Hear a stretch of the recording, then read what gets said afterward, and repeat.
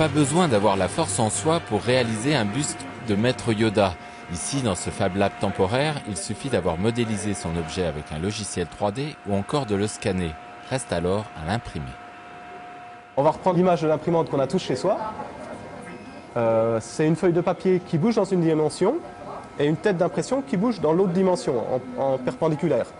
Et elle va déposer des petites touches d'encre suivant ce que lui demande l'ordinateur, ce que lui dit l'ordinateur. Ici, c'est la même chose, sauf qu'on rajoute une dimension qui est la hauteur, le plus souvent, et au lieu que ce soit des petites touches d'encre, c'est des petites touches de matière.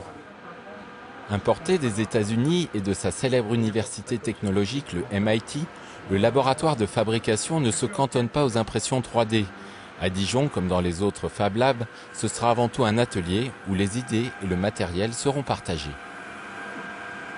On fait une démonstration de machines, d'imprimantes 3D, découpe laser pour montrer un petit peu aux gens ce que sont ces machines, ce qu'elles sont capables de faire, la différence entre les machines personnelles et les machines professionnelles, et puis présenter aussi le concept de notre projet qui est un atelier ouvert à tous, aussi bien aux particuliers qu'aux entreprises selon des modalités différentes. C'est deux têtes d'impression qui déposent des couches de résine à l'état liquide et une lampe UV qui vient polymériser chacune de ces couches.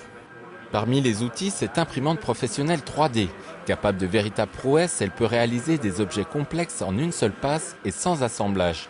De quoi débrider l'imagination des professionnels et des particuliers. Et cette nouvelle façon de produire des objets, à mon avis, va entraîner une nouvelle façon de concevoir des objets et cette nouvelle possibilité va générer ses propres formes et ses propres solutions. Si ce futur Fab Lab vous intéresse, de nouvelles journées de présentation sont prévues pour le grand public à la Maison de l'Architecture de Dijon du 9 au 13 octobre.